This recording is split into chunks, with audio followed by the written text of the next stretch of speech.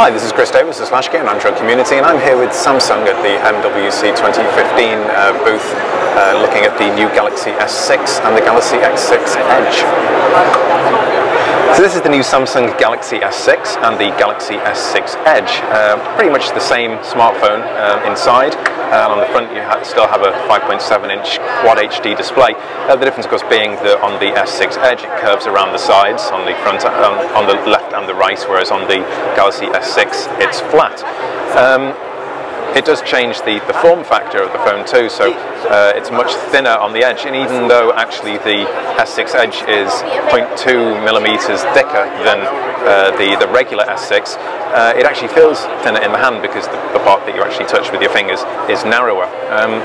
These are the two special colours that are only available to these individual handsets, so whereas the others will be available in blue, gold and white, or silver gold I should say, this is the green colour which is available only on the Edge, and the blue colour which is available only on the S6.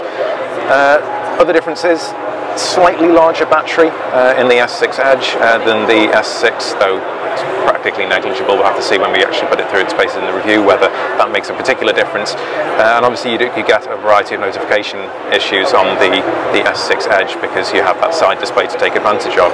But otherwise it's still the same amazing QHD display, Super AMOLED technology, Cat 6 LTE, a high resolution camera, 16 megapixel on the back with OIS and an LED flash, high resolution camera on the front, 4K video recording, Wi-Fi AC, Bluetooth 4.1, basically everything you'd expect from a top tier smartphone and everything we've come to expect from Samsung, but wrapped up in these really appealing metal and Gorilla Glass 4 casings. One of the features we're most excited about is the single touch fingerprint sensor.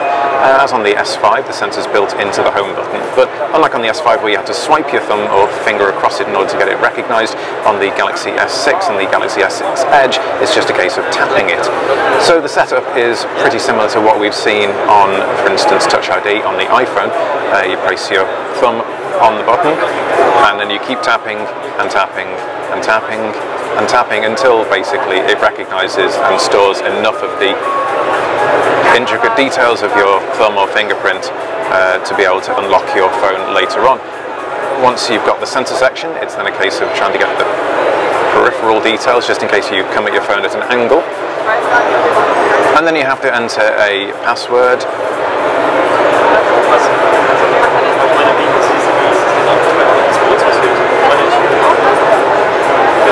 And whether you want to show previews of messages on the home screen. And once you've done that, when you then lock the phone, using the button on the side, you can then unlock it simply by holding your thumb against it. Now, Samsung isn't saying who's providing the technology for this, though it's quite coincidental that Synaptics released a press release about their new tap, not swipe, touch password fingerprint sensor technology the day after. Neither company will confirm it, but I would be very surprised if it wasn't the technology here in the S6 Edge and the S6. So one of the things that Samsung's really been pushing on the S6 is the camera technology. Now, on the back you can have a 16 megapixel camera with optical image stabilization and LED flash, 4K video recording, low light video recording as well, and auto HDR, so it will automatically take HDR pictures. You don't need to selectively turn it on and off. On the front there's a 5 megapixel camera for selfies, which also does video recording, of course, and if I turn to that now, you can just take a selfie by tapping your finger on the button on the back and you get a badly framed photo of me. Camera performance obviously is something that we've been looking at a lot in recent smartphones, and one of the reasons that we like optical image stabilization is that during videos and stills it keeps things super steady. So we'll be looking forward to seeing quite how the Galaxy S6 and the S6 Edge perform in those sort of conditions. The only kind of downside perhaps is the bulge. If you look, you can see that the camera on the back isn't quite flush, and that's because Samsung has had to fit in the OIS components, and it's a decision that affects a lot of phone manufacturers at the moment. The iPhone 6 has a minor bulge with its OIS on the 6 Plus.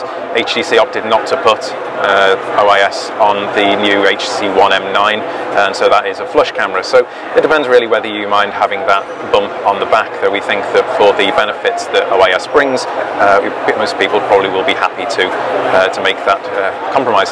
So this is the Galaxy S6 camera, 16 megapixels, 5 on the front. We'll have a full review on the site very soon. Thanks very much for watching.